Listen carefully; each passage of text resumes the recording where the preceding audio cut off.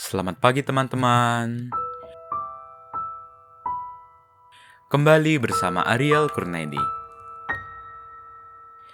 Kita akan merenungkan firman Tuhan dari buku Renungan Pagi, Anak dan Pelajar. Yesus sahabat terbaik dan setia. Yang disusun oleh Pastor Dr. Marolop Sagala. Mari kita awali dengan doa. Bapa di sorga, kami akan belajar firman-Mu.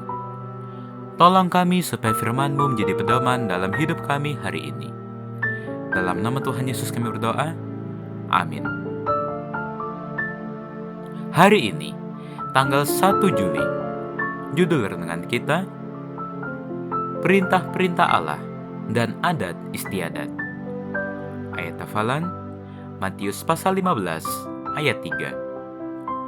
Tetapi jawab Yesus kepada mereka, "Mengapa kamu pun melanggar perintah Allah demi adat istiadat nenek moyangmu?" Adat istiadat adalah kebiasaan dalam kehidupan sekelompok masyarakat yang kemudian dijadikan menjadi peraturan dalam kehidupan kelompok itu. Sedangkan perintah-perintah Allah adalah yang diberikan Allah kepada manusia untuk mengatur hubungan baik antara manusia dengan Allah dan hubungan antara sesama manusia.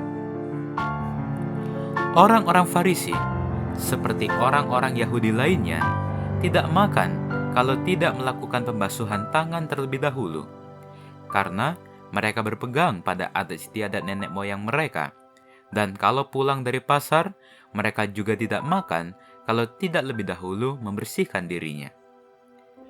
Banyak warisan lain lagi yang mereka pegang, umpamanya hal mencuci cawan, kendi, dan perkakas-perkakas tembaga. Sebagaimana yang tertulis di dalam Markus pasal 7, ayat 3 dan ayat 4. Orang Farisi sangat ketat atas peraturan adat istiadat mereka. Peraturan adat istiadat mereka bisa mengalahkan perintah-perintah Allah. Pada suatu kali, serombongan orang Farisi dan beberapa ahli Taurat dari Yerusalem datang menemui Yesus. Mereka melihat bahwa beberapa muridnya makan dengan tangan najis, yaitu dengan tangan yang tidak dibasuh. Lalu mereka mencela Yesus dan berkata, "Mengapa murid-muridmu melanggar adat istiadat nenek moyang kita? Mereka tidak membasuh tangan sebelum makan." Sebagaimana yang tertulis di dalam Matius pasal 15 ayat 2. Secara umum, membasuh tangan sebelum makan adalah bertujuan untuk kebersihan. Tetapi bagi orang Farisi dan ahli-ahli Taurat, bahwa membasuh tangan sebelum makan adalah menjadi hukum. Dapatkah engkau bayangkan, kalau membasuh tangan adalah menjadi hukum, baru boleh makan? Bagaimana dengan kalau makan dengan memakai sendok?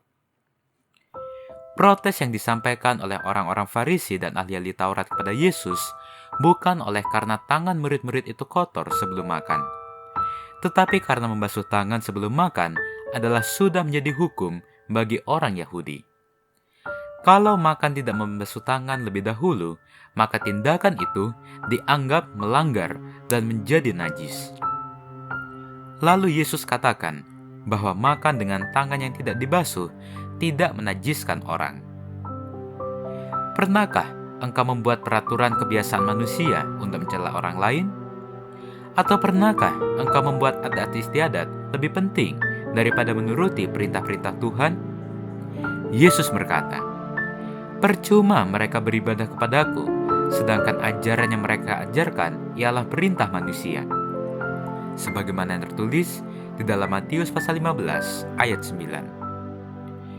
Perintah Tuhan harus lebih penting daripada adat istiadat manusia. Perhatikan kebiasaanmu.